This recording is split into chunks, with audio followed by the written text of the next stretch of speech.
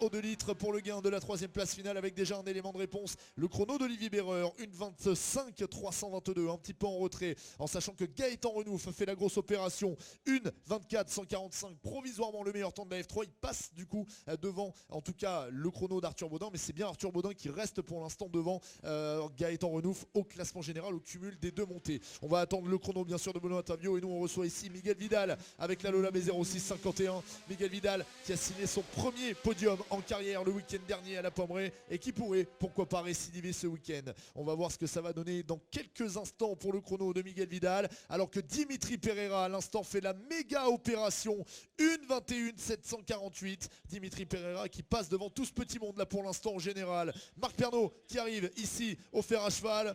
Et ça va vite, ça va très très vite, ça freine tard, ça réaccélère très très fort. Ça a glissé, ça glisse, oui. Attention, c'est full attaque pour Marc Pernot. Pierre, on va rappeler le record de la piste ici, il est en 1,11 990. Il a tremblé hier soir au fer à cheval ce record. On surveille les chronos qui arrivent. Hein. Benoît Tavio, meilleur temps de la F3, 1,22 888. Il reste aux commandes de cette classe DE5S. Par contre, Dimitri Pereira est passé devant Benoît Tavio au cumul. Ça, c'est important. Et maintenant, on attend Fabien Bourgeon qui va arriver d'un instant à l'autre ici même au fer à cheval, et on attend évidemment les chronos de Vidal et de Pernot.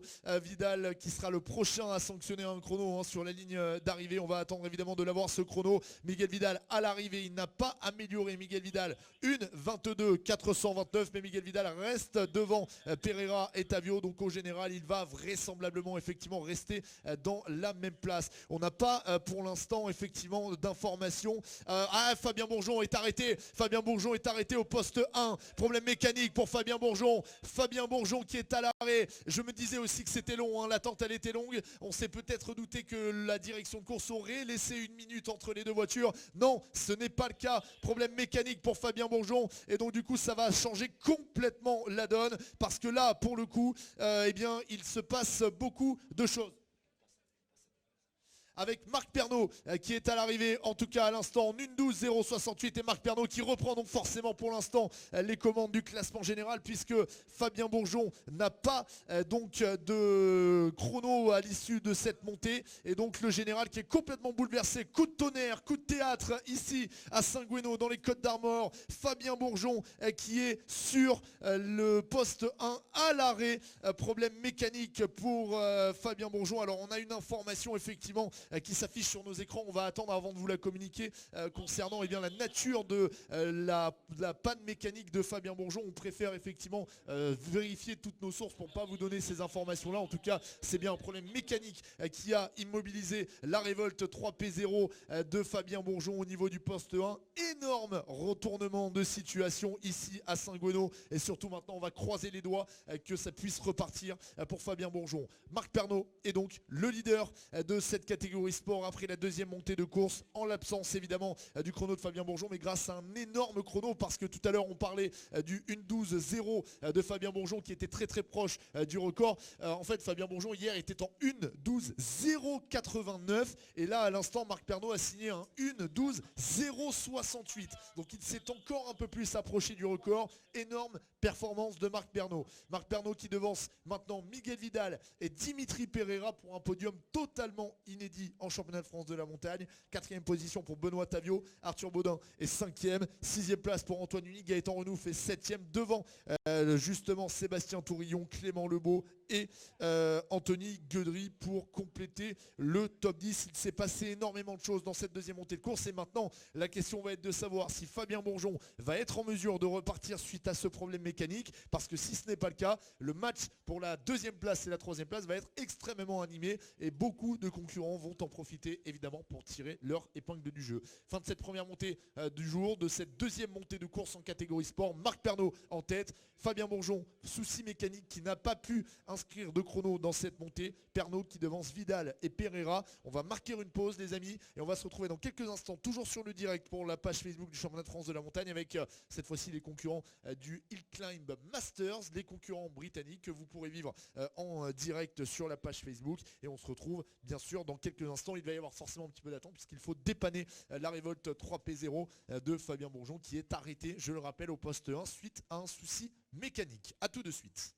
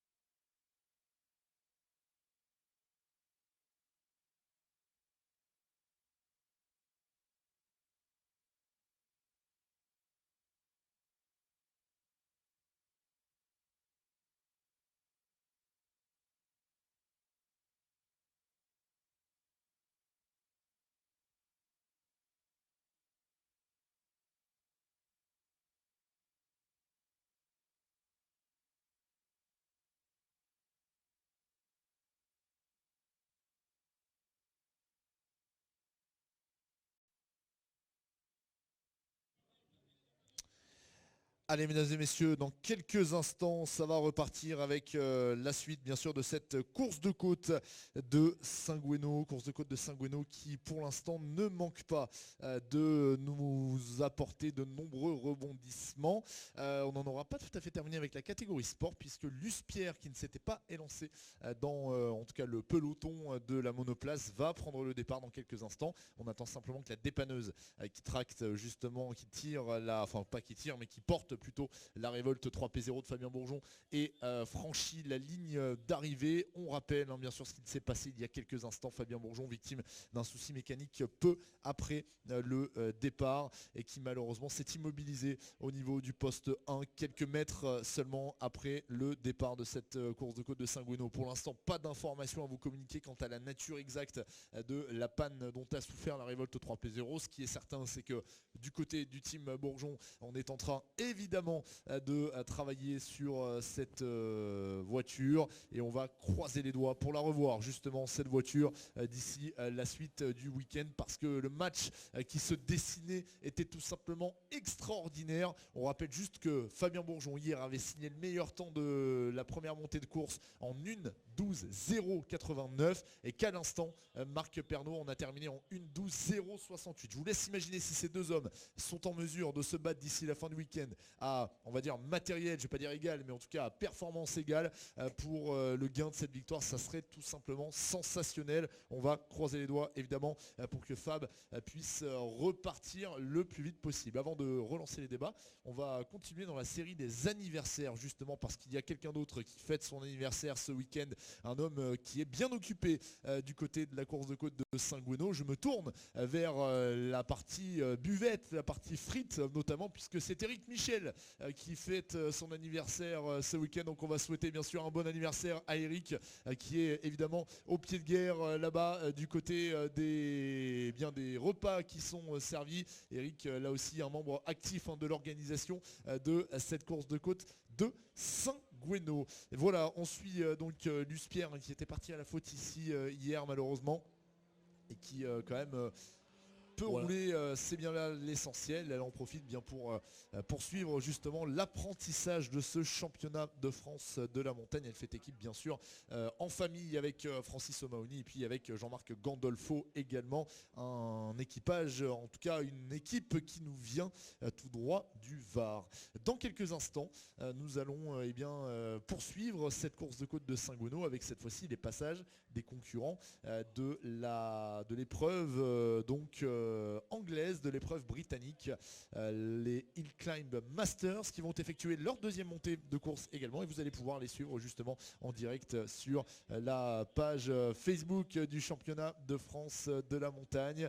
C'est la bonne nouvelle que l'on vous propose, et puis vous constatez justement sur les images que le monde est au rendez-vous ici dans les Côtes d'Armor. Énorme public, énorme affluence, énorme week-end de festivités ici en Bretagne, entre d'un côté le festival déjanté et puis de l'autre côté bien sûr cette course de côte de Saint-Gouénot, la 6e manche du championnat de France de la montagne. Je vous propose de patienter encore quelques instants mesdames et messieurs, et on va se retrouver dans les prochaines minutes avec pour nos amis présents ici sur place un petit peu d'annonces publicitaires notamment, et dans quelques instants le passage également de Steve Rinzo ici qui va venir vous mettre le feu amis spectateurs.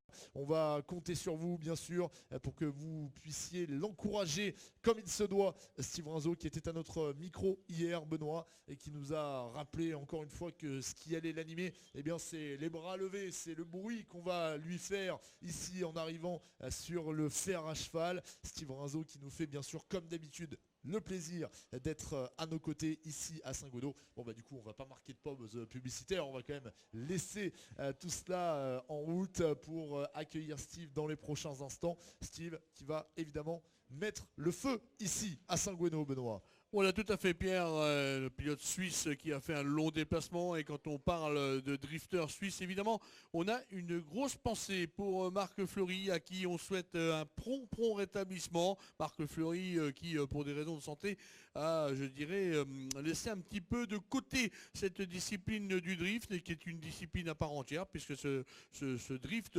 aujourd'hui a je dirais un championnat tout simplement de drift, un championnat suisse et également un championnat français. Donc c'est une discipline à part entière. Et oui, tout simplement, le drift, il y a une dizaine d'années, qui a rejoint les rangs de la Fédération française du sport automobile. Donc c'est une discipline officiellement reconnue par les instances fédérales, justement. Et Steve Rinzo qui vient de s'élancer à l'instant avec sa BMW, sa mythique BMW que l'on va retrouver donc dans les prochaines minutes. Et puis on enchaînera donc effectivement avec d'ores et déjà la première voiture des Hill Climb Masters présente sur la ligne de départ, celle d'Anthony Ricord, cette R8 anglicisée, on va dire ça comme ça, que nous allons recevoir dans quelques instants. On va essayer bien sûr de vous faire vivre la bagarre dans le cadre de cette manche britannique, avec notamment ce match entre Simon Carey et l'ami Cunningham au sommet de la pyramide de cette épreuve. On peut en profiter également dans quelques instants. On parlera justement d'autres épreuves qui se déroulent dans le grand ouest de la France, Benoît. Mais avant cela, effectivement, le public que vous êtes bien nombreux, en tout cas ici à Saint-Guénot, va accueillir, comme il se doit, s'il vous plaît, Steve Rinzo. On va faire en sorte, s'il vous plaît, de lui faire une clameur, un maximum de bruit. Il est là, il arrive, vous êtes chaud, amis public. Allez, Steve Rinzo vous rappelle que son carburant, c'est pas du 95, ce sont vos bras, vos applaudissements, vos cris, ovations pour monsieur Steve Rinzo. Allez plus fort si vous voulez que ça glisse, il ne vous entend pas.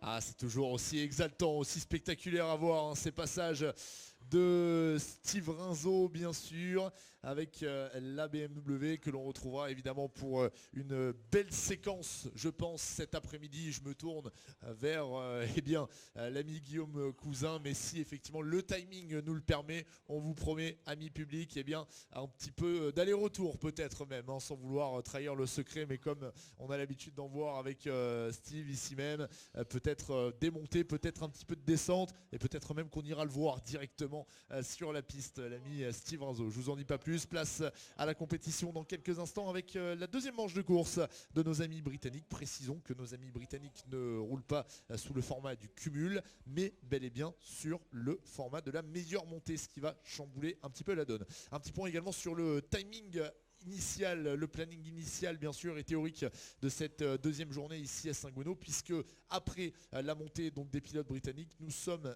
censés observer effectivement une pause qui va nous permettre, amis spectateurs, je vous le rappelle, de vivre la séance pas de dédicace pardon, mais de selfie plutôt, excusez-moi de ce lapsus, c'est-à-dire que nous nous donnerons rendez-vous à la buvette sur le parc concurrent, juste en face du camion du podium. Vous pourrez rencontrer de très très près les pilotes majeurs du championnat de France de la montagne VHC Production et Sport. On en profitera à cette occasion pour prendre bien sûr la température et leurs impressions à mi-parcours. Il leur restera encore 2 montées de course cet après-midi. L'horaire initial pour la troisième montée de course, c'est 13h15. On a un tout petit peu de retard sur le planning initial. Peut-être du coup que cet horaire de 13h15 sera légèrement reculé, je ne le sais pas. On vous donnera bien sûr toutes les informations avec le concours de la direction de course. En tout cas, c'est parti pour les Britanniques avec notamment Anthony Ricord justement qui est sur le tracé. Et à l'instant, la petite Toyota Starlet d'Eliane Kirwan qui vient de s'élancer. Et voilà Pierre, on va redémarrer cette compétition de ces pilotes britanniques. Et cette Renault 8 qui a un petit air Gordini, mais c'est pas une Gordini, on va revenir un petit peu sur cette voiture. C'est une Renault 8 Major. C'était un petit peu l'arrivée de la Gordini, ce qui a été un petit peu fait, le cocktail qui a été sorti avant d'établir cette Gordini qui, elle, arbore des bornes blanches, contrairement à la Major qui ne les a pas. Et puis autre moyen de distinguer les deux voitures, puisque pour aller au bout de l'explication, on va tout vous donner. C'est vrai que la R8 Gordini dispose d'une calandre 4 feux et ce n'est pas le cas de la Major. Merci à Guilou qui est mes yeux droits ce week-end et qui nous donne cette information. Donc si vous voyez effectivement cette R8 ne disposant pas notamment de ces fameuses bandes blanches, synonyme évidemment de l'apport d'Amédée Gordini, effectivement la calandre de feu qui distingue la Major de la Gordini. Voilà pour ces informations. On a vu également passer donc Elaine Kirouan et puis l'ami Marc Ménard avec Lillman qui s'était lancé également. Voici Elaine Kirouan avec donc cette Toyota Starlet avec ce poste de conduite à droite donc. Et oui, bien sûr, hein, puisque nos amis britanniques, on le sait, sur leur route roulent de l'autre côté par rapport à nous, Français. Ouais, exactement, hein, une différence relativement importante, même pour, je dirais, l'appréhension du parcours ici, puisqu'ils sont totalement différents de nos pilotes français. Le 297 à l'instant devant nous, Marc Ménard sur cette magnifique Hillman, voiture rarissime, et que nous avons déjà le clan des Subaru qui sont sur la ligne de départ. Pierre, magnifique que sont ces autos, et quel plaisir de retrouver ces Britanniques qui sont quasiment une cinquantaine, hein, ils sont 47, 48 je crois, à prendre le départ de cette 39e, ah oui j'ai bien dit 39e édition Pierre, je dis ça, je dis rien, l'année prochaine Happy Birthday à Saint-Guéno. Eh oui, on dit ça, on dit rien. Il se passera peut-être des choses un petit peu particulières pour ce qui est de la course de côte de Saint-Guéno. Eh, mon ami Benoît, je vais vous dire quelque chose, j'en connais un qui va pas nous la faire deux fois. C'est-à-dire qu'il nous l'a fait à l'envers à la Pommeraye parce qu'il nous disait qu'il avait le vertige, mais cette fois-ci il va pas nous la faire. Il s'appelle Freddy Cadeau et là il n'a pas le choix Freddy parce qu'on l'a dans l'œil du cyclone, donc il va être obligé de venir nous voir. Il va pas avoir le choix là cette fois-ci. Là le vertige ça marche pas Freddy. Voilà. Hein, ça 4 marches pour le vertige. Non, et on est même prêt à descendre. Voilà. Donc vous savez quoi, on va descendre. On va y aller parce que sinon on va pas la voir. Il va nous la faire. Aller voir Freddy. Il va nous filer entre les doigts. Bon, ça va Freddy, on est content en tout cas de vous retrouver, pas au volant certes, hein, comme on l'a vu à la Pommeraye, mais en qualité de spectateur, simple spectateur ce week-end. Ouais, bah quand on est passionné, on a envie d'entendre des moteurs au minimum. C'est vrai que ça démange un peu, mais bon, c'est comme ça. J'ai pris une décision. J'ai décidé de ne pas rouler avec des vieux pneus. Heureusement que tout le monde ne fait pas comme moi. On peut comprendre aussi ce choix, effectivement, on sait que c'est pas forcément évident de s'équiper en pneumatique. En tout cas, on se rappelle que l'année dernière, avec cette Norma 2 litres que vous aviez passée en E2SC, vous avez fait signer quand même de belles performances, notamment ici sur ce tracé de la course de côte de Saint-Guéno. L'objectif, c'est quand même de revenir avec cette voiture l'année prochaine, Freddy. Ah oui, la voiture est dans le garage. Elle n'évoluera pas normalement. Et j'espère participer à 7 ou 8 épreuves du championnat l'année prochaine. Super, ça promet, c'est un beau programme effectivement. Et oui, peut-être un petit peu moins de budget utilisé sur cette année 2024, et ce qui permettra de décupler les performances. Merci beaucoup Freddy, je vous laisse aller commander quand même vos frites. Et puis Benoît, je vous rappelle que la semaine dernière, vous m'avez dit que si j'arrivais à faire une interview de Freddy Cadeau, vous me deviez un resto. Donc ça y est, c'est fait. Et moi, c'est que des étoilés, hein. Je mange pas dans autre chose que des étoilés, je préfère le dire. Merci Freddy, merci, ça va mettre dans les frais l'histoire. Je t'avais dit 4 marches c'était le vertige, il fallait le dire encore une fois de plus. Merci en tous les cas à Freddy Cadeau, qu'on attend évidemment de retrouver impatiemment sur nos épreuves normandes et hautes normandes. Évidemment, et puis une information que je me permets également de vous communiquer, je peux vous dire que sur le parc concurrent, on est en train de faire tout ce qu'il faut côté Fabien Bourgeon pour repartir. Donc on est en train de travailler sur la voiture. Je ne vous dis pas que ça le fera, je ne vous dis pas que ça le fera pas. On n'a pas encore cette information-là, on n'en est pas à ce stade-là, mais en tout cas pour l'instant, vraisemblablement, la panne, le problème mécanique a été identifié côté Bourgeon, et donc on est en train de se pencher sur le sujet, de travailler sur le sujet, et on pourrait donc peut-être retrouver Fabien Bourgeon qui, si vous nous rejoignez à l'instant sur le direct sur la page Facebook du championnat de France de la montagne, je vous le rappelle, a été victime d'une panne mécanique, avarie mécanique survenue juste après le départ de cette deuxième montée de course, l'ayant immobilisé en piste. En tout cas, eh bien on est en train de faire ce qu'il faut du côté de Fabien et de Dan Bourgeon et de toute l'équipe pour pouvoir repartir. Donc ça, c'est une très très bonne nouvelle. Maintenant, il n'y a plus qu'à, on va jeter les dés en l'air et on va espérer qu'il retombe dans le bon sens. Exactement Pierre, Christopher Snow qui vient d'arriver à l'instant ici au fer à cheval, qui se dirige vers la ligne d'arrivée. On va retrouver Fursman Steve sur cette Subaru WRC, le S12 version authentique du championnat du monde des rallyes, alors qu'on accueille encore à l'instant un autre pensionnaire de cette catégorie. À l'instant devant nous en action, Tommy Gardiner en l'occurrence. On va regarder un petit peu les chronos peut-être Benoît avec Anthony Ricord en 2:14 982, l'ami Epworth qui en avait terminé en 2:07 922, Elaine Kirwan avec la Toyota Starlet également était à l'arrivée. Alors on a perdu justement l'affichage malheureusement des chronos. Je vais essayer de vous retrouver ça. Voilà à l'instant Elaine Kirwan en 2:01 094, le temps de Mark Maynard avec Lillman. Il en a terminé en 2:01 253. Julian Rinaldi en 1:54 779. Chris Snow en 1:58 235.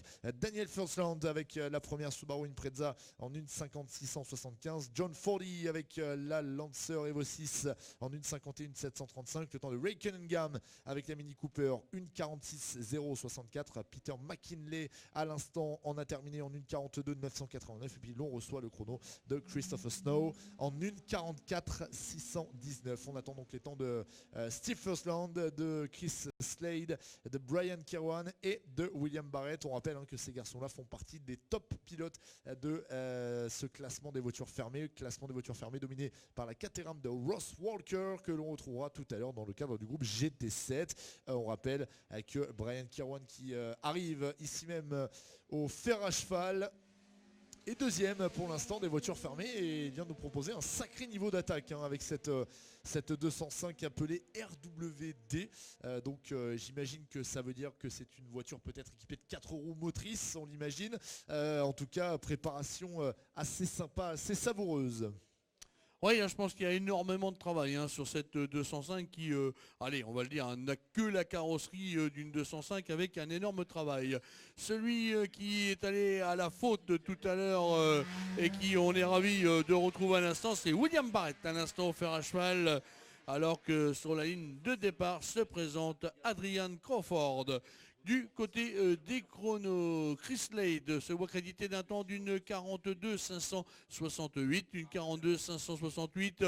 Le pensionnaire de la Subaru WRC Firstman Steve, une 41 935, une 41 935. Gardiner Tony, quant à lui, est crédité d'un temps d'une 44 709.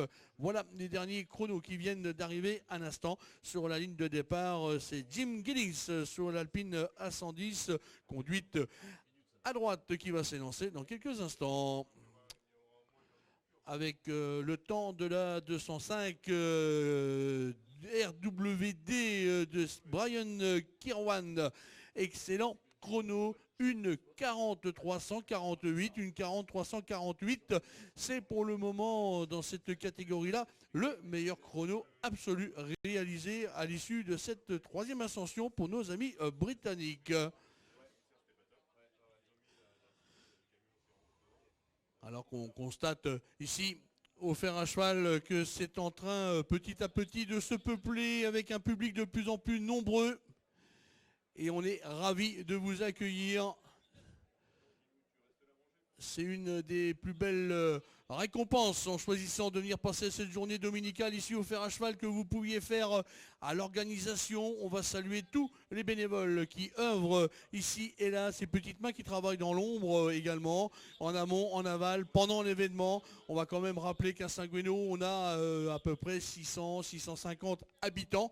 Et bien aujourd'hui, c'est quasiment le même nombre de bénévoles que vous avez sur ce site, avec pas moins de 650 bénévoles qui sont présents pour tout mettre en œuvre, avec les buvettes, les rôtisseries, les frites qui sont en pleine effervescence. Évidemment, du côté des buvettes, selon la nature de la boisson que vous allez prendre, ce sera, amis spectateurs, avec modération. On est pour le moment, on revient du côté de la course sur un arrêt de course visiblement, puisque je vois via la webcam directe du départ qu'on est en train de granger les pilotes. Voilà, donc on nous signale un arrêt de course au poste 4 pour le moment. On n'a pas d'information. Arrêt de course au poste 4. On est en train de bouger les véhicules du côté de l'après-grille pour relancer les concurrents, Pierre, qui étaient arrêtés le long du parcours. Procédure qu'on connaît maintenant, que nos amis commissaires connaissent parfaitement. Eh bien, on va, je pense, laisser peut-être couler une petite page de publicité ou de musique, Pierre, selon la nature de ce que vous envisagez nous mettre au programme. Ouais, tout à fait, on va en profiter effectivement pour mettre quelques notes dans les haut-parleurs. Sortie de route malheureusement de de Chris Beresford, excusez-moi, de Chris Beresford apparemment au niveau du pas de Saint-Gueno. Information que je peux vous communiquer, donc sortie de route de Chris Beresford. On se retrouve dans un petit instant.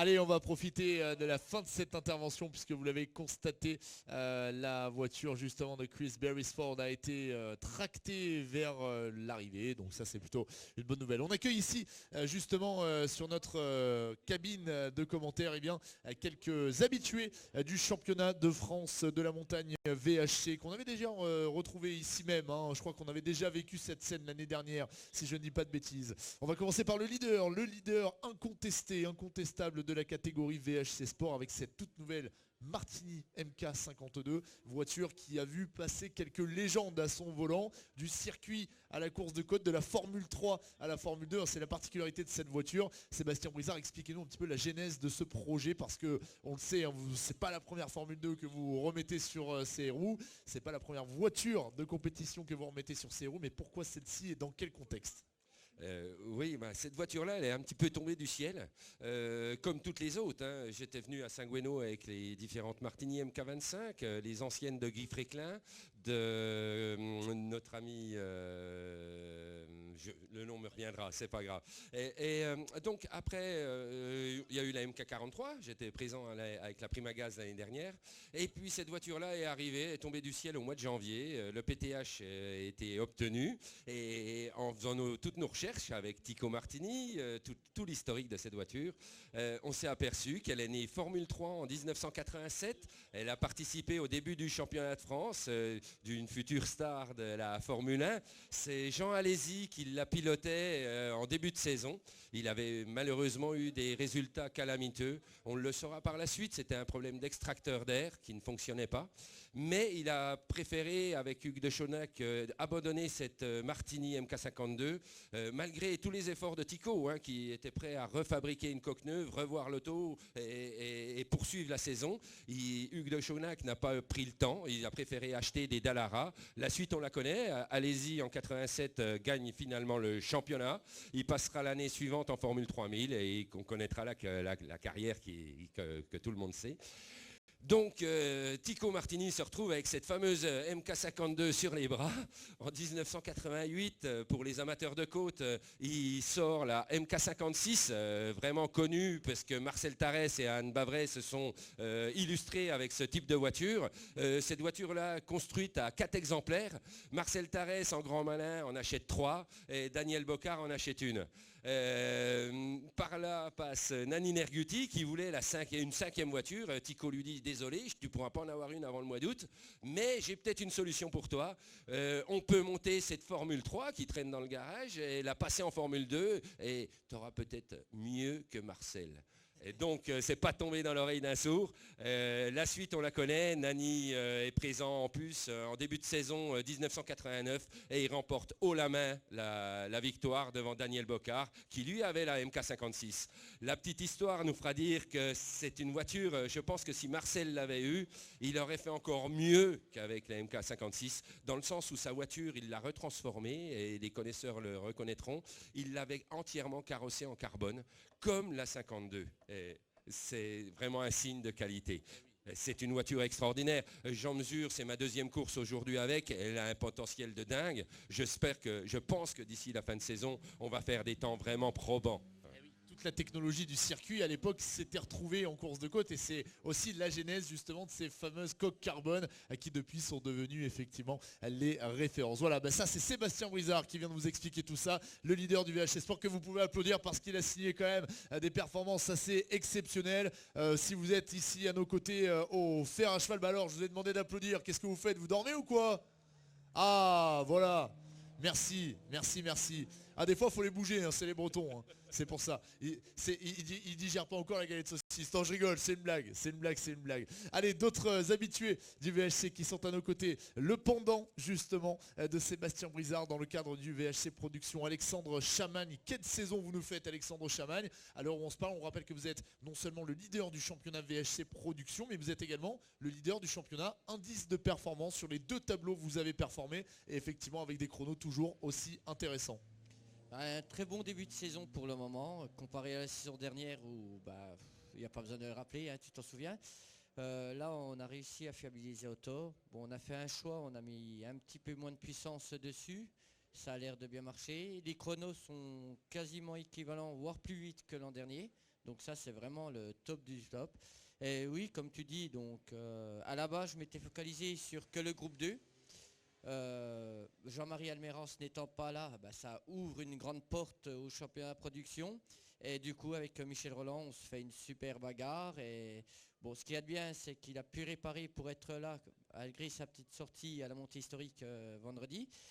Malheureusement c'est un petit peu délicat donc il est un peu en retrait mais ça lui permet de quand même de marquer des points au championnat donc ça laisse la bagarre on va dire d'une manière équitable, même si je commence à avoir un petit peu d'avance, ce qui me permettra de gérer plus facilement. Mais comme ça s'est passé l'année dernière, tout peut très vite s'arrêter, donc tout ce qui est pris est pris. Et concernant l'indice de performance, je vais mettre un petit bémol. Je suis en tête parce que pour le moment j'ai fait toutes les épreuves. Mais je pense que le favori, ça sera l'ami Philippe Vernet avec la Cortina Lotus, parce que dès qu'il est là, de toute façon, il roule super fort, il a une auto qui marche bien, il a l'indice qu'il faut, donc moi j'en fais le favori. Le but du jeu, comme j'avais dit, c'est le groupe 2, et si je peux faire un podium en production et un podium en indice de performance, ça serait une super belle saison. Là, tout est réuni pour que ce soit le cas, donc on en profite. Pour l'instant, c'est comme ça. Et effectivement, on explique que Philippe Vernet dispose d'une monture dont l'indice, justement, le coefficient est un petit peu plus favorable et lui permet plus facilement de marquer des gros points. Donc, il n'a pas toujours été là. Tandis que vous, Alexandre, vous avez été là, effectivement, sans discontinuer depuis le début de saison. Mais en tout cas, pour l'instant, eh bien, on se souviendra qu'à Saint-Gueno, c'était vous le leader de ce championnat. Et donc, comme vous le disiez, en plus de ça, ce championnat VHC Production qui pourrait, pourquoi pas, vous revenir. Un belle bagarre avec Michel Roland. On explique aussi que comme Michel Roland roule dans le groupe 4, si par exemple vous faites 1 et 2 au scratch, et bien même si vous remportez par exemple Alexandre le groupe 2 et qu'à côté de ça, et bien Michel Roland remporte le groupe 4, il y a une attribution de points qui est assez équivalente, ce qui va nous permettre de tirer jusqu'au bout de ce championnat. Et puis on reste dans le groupe 2 avec un autre animateur de ce groupe 2, Philippe Ginel. Comment ça va, Philippe? Eh bien ça va très bien. La saison se passe pas trop mal. Alors, maintenant j'essaie de suivre un peu Alex, même si moi j'ai gagné le groupe 2 l'année dernière, j'en étais très content. Et maintenant, je vais laisser gentiment ma place à Alex parce qu'il a une très belle auto, il a un très bon coup de volant. Mais bon, je suis content, ça marche bien. On a fait un bon début de saison. Aujourd'hui, on a bien roulé. Alors, on cire un peu la bourre avec mon copain Jean-Marc Charvin. Mais on fait des temps, moi j'estime correct. Par rapport aux autres voitures, on n'est pas trop mal placé. C'est même plutôt très très bien. Quand on transpose les chronos du VHC sur le moderne, et bien ça vous met forcément dans le peloton. Donc ça c'est intéressant. Et puis sur ces deux manches de l'Ouest, aussi bien à La Pommeraye que ici même à Saint-Gueno, vous avez vu également le retour d'un certain Jean-Claude Brazé. Ça fait plaisir d'avoir aussi une certaine concurrence dans le groupe 2. Oui, bien sûr, ça fait plaisir de voir Jean-Claude Brazet, parce que c'est un bon coup de volant, il a une très bonne auto. Donc on s'est tiré un peu la bourre à la Pommeraye, il m'a devancé pas beaucoup, un petit peu. Mais ici, lâché prise, donc maintenant il a décidé de partir. Bon, j'aurais bien voulu qu'il reste un petit peu, mais bon, voilà. Ouais. C'est un gagnant, quoi. Hein. Voilà, effectivement, bon, on l'apprend malheureusement, pas de Jean-Claude Brazet donc sur la suite de cette course de côte, malheureusement. Un petit mot aussi, les amis, maintenant que vous êtes là à nos côtés sur ces voitures là qui passent sur les Climb Masters, parce que bon nombre d'entre elles pourraient être éligibles justement au VHC français. Ça serait intéressant de les voir justement rouler avec vous.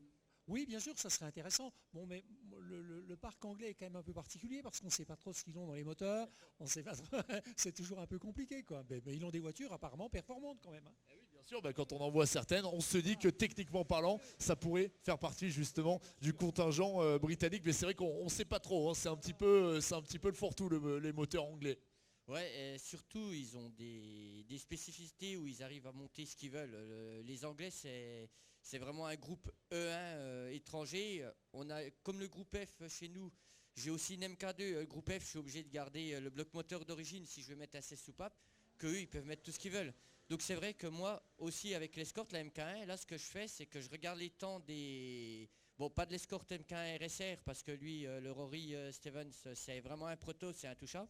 Mais par contre, entre Chris Slade et puis le père à Simon McKinley, Peter, j'essaye de voir où je me situe. Et ça fait plaisir de voir en fait qu'une MK1 ancienne génération avec la boîte synchro, la boîte ZF, le moteur BDG de F2, je suis pas si loin que ça d'eux qui ont des mécaniques plus évoluées, des boîtes séquentielles, des amortisseurs 3 voies.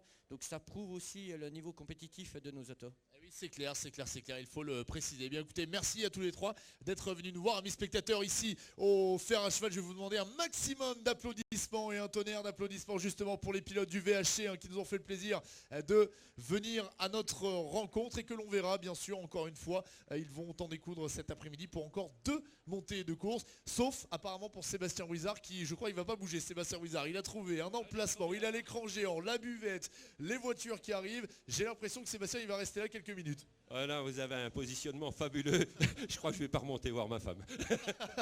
On salue Mylène. Mylène, n'attends pas Sébastien. Sébastien, il est avec nous. Allez, Pierre, retour. Pierre, moi ce que je propose britannique. à Sébastien, on va faire un deal. On lui laisse le micro et nous on va aller s'épanouir avec cette magnifique voiture. Voilà, tout à fait. Il a tout compris. Il a vu où je voulais en venir, Sébastien. Non, pas avec Mylène, avec la F2. Avec la F2. On parle de la F2, Sébastien. Moi, je défends Benoît. On est pour la paix des ménages. Nous, on est pour la paix des ménages. C'est pas ce que vous croyez. Allez, retour au chrono avec notamment les sociétaires du groupe GT7, Benoît, qui sont en piste. Voilà, et on va revenir puisqu'on est parti assez loin avec le temps de Watson Mike, un temps de 2:00,898. David John 2:06,430. On va retrouver Peter Hellens sur l'Alpine A110 en 2:05,679. On va retrouver également Sun en 2:05,927. On va retrouver Robinson Thomas en 1:58,865. Osea Mike, lui, il est en une... Alors attendez, je reprends le fil de l'histoire parce qu'on est parti très très loin et les chronos viennent au fur et à mesure. Ça, c'est la bonne nouvelle, c'est que ça fonctionne très très bien. En 2:00,468. Allez, le dernier temps qui vient de tomber, on va remonter en haut avec celui de Burick Christ en 1:51,961. Oui, avec la Caterham, oui, tout à fait. Et effectivement, je crois qu'on a retrouvé un petit peu de connexion nous permettant de vous donner toutes les infos. Super. On a également le temps de Simon Neil avec la MK Indy moteur Hayabusa Turbo. On le rappelle, 1:48,252. Et dans quelques instants, le finish de cette deuxième montée de course en catégorie britannique avec Simon Carey et Gary Cunningham qui vont se jouer des coudes au sommet de cette hiérarchie. Je rappelle à nouveau à nos amis spectateurs qu'à l'issue de cette montée, eh bien, on se retrouvera à l'arrivée, enfin pas à l'arrivée, mais au parc concurrent avec une petite animation, l'animation selfie, pas de dédicace mais bien de selfie. Vous aurez la possibilité de venir à la rencontre des pilotes du championnat de France de la montagne VHC Sport et Production qui seront donc présents au niveau de la buvette notamment, et on en profitera à leur côté pour revenir sur ce qui s'est passé durant déjà ces 2 premières montées de course, et puis en parallèle de cela, sans oublier effectivement de parler de tout cela, vous aurez la possibilité de les approcher et justement de faire quelques petits selfies, de prendre des souvenirs avec justement les concurrents. Autre animation également bien sûr dans le parc concurrent, Benoît, puisqu'il y a notamment le simulateur de pilotage. Oui, exactement, hein. Pour 10 €, vous avez 10 minutes, je dirais, de rêve.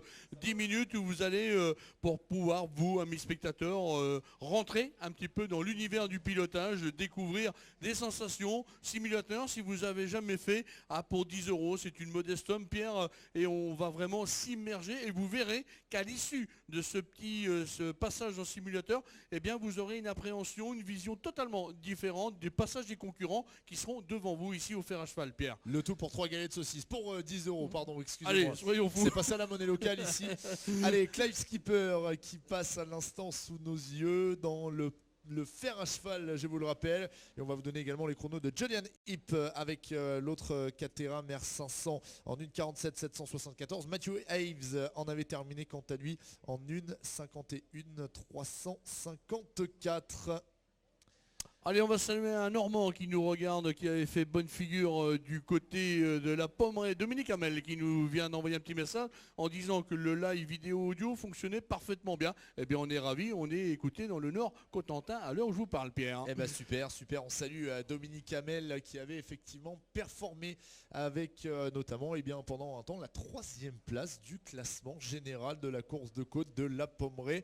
Ça, encore une fois, il pourra l'écrire, il pourra l'imprimer, il peut le dire. C'est officiel. C'était gravé. C'est gravé, Dominique Hamel. Derrière Millenia Machado et Fabien Bourgeon, on rappelle, c'était le top 3 un petit peu inédit à l'issue de la 2e montée de course de la catégorie sport à la Pommeraye. On suit Ross Walker avec l'une des Caterham présent ici sur ce tracé. Puis on va dans quelques instants accueillir les voitures dites ouvertes avec, comme le disait tout à l'heure Alexandre Chamagne à mon micro, notamment Rory Stephens. C'est cette escorte que voici, que voilà, mais qui n'est autre en fait qu'un proto. C'est plus du tout une escorte, elle a gardé le look escorte, mais c'est bel et bien un proto qui roule d'ailleurs dans le groupe C réservé justement, ou en tout cas intégré dans ce classement des voitures ouvertes. Ça signifie que dans un instant l'on va retrouver les hommes forts de cette manche britannique avec Gary Cunningham et Simon Carey. Le voici, Simon Carey, ici. Oui, avec cette monoplace à l'instant devant nous, une Dallara tout simplement. Oui, une Dallara qui a revisité bodybuildé, on va dire. Un petit peu du galbe, effectivement.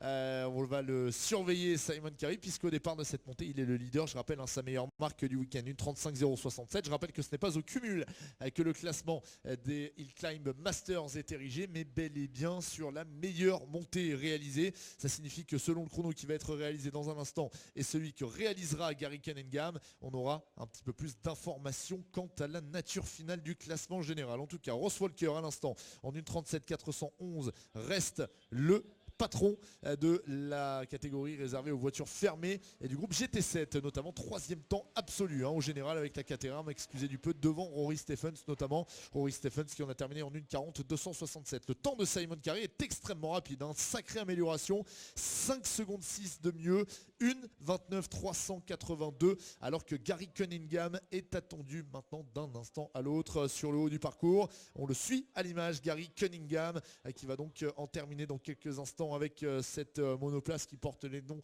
d'OMS M3000. Difficile de véritablement vous donner toutes les informations concernant justement les noms de ces voitures, ce qu'il y a effectivement sous le capot. C'est vrai que les Anglais ont quelques libertés dans leur réglementation, donc difficile de dire exactement ce qu'il en est. En tout cas, Gary Cunningham est à l'arrivée, il a franchi la ligne d'arrivée. Va-t-il faire mieux que Simon Carey? La réponse est non. Par contre, il a fait mieux que tout à l'heure. 4 secondes 1 de mieux, 1:31,970 pour Gary Cunningham qui est donc deuxième de ce classement général. C'est Simon Carey qui est toujours le leader avec ce chrono en 1:29,382. Je vous rappelle le classement avant de se quitter sur ce direct. 1 Simon Carey, 2 Gary Cunningham et 3 Rory Stephens pour les voitures dites ouvertes et proto. Et pour les voitures fermées, Ross Walker toujours en tête devant Brian Kirwan et Clive Sudgett. J'en profite pour vous préciser que dans le groupe GT7 c'est Ross Walker le leader. Dans le groupe FC c'est donc Brian Kirwan avec la 205 et Richard Williams qui navigue à la 8e place du général tout confondu est le leader quant à lui du groupe GT. On va se quitter amis internautes, merci de nous avoir suivis durant toute cette deuxième montée de course aussi bien pour le VSC, pour la catégorie production que la catégorie sport et les Hill Climb Masters. Rendez-vous à partir vraisemblablement de 13h15, ça sera 13h30 finalement, 13h30, donc on a retardé d'un quart d'heure l'échéance, 13h très précisément et 30 minutes. Voilà, je vois que la caméra est pas très loin, je vous salue à la caméra si vous nous voyez. Rendez-vous à partir de 13h30 pour la deuxième montée du jour, pour la troisième montée de course du week-end. Je vous souhaite un bon appétit, merci d'avoir été à nos côtés, et puis bon appétit bien sûr à toutes celles et ceux qui sont présents ici à Saint-Gueudon. On se donne rendez-vous dans quelques minutes en haut au parc concurrent au niveau de la buvette et du camion justement pour ce qui est de la séance de selfie. A tout à l'heure, rendez-vous 13h30 pour la suite de cette course de côte de Saint-Gueudon.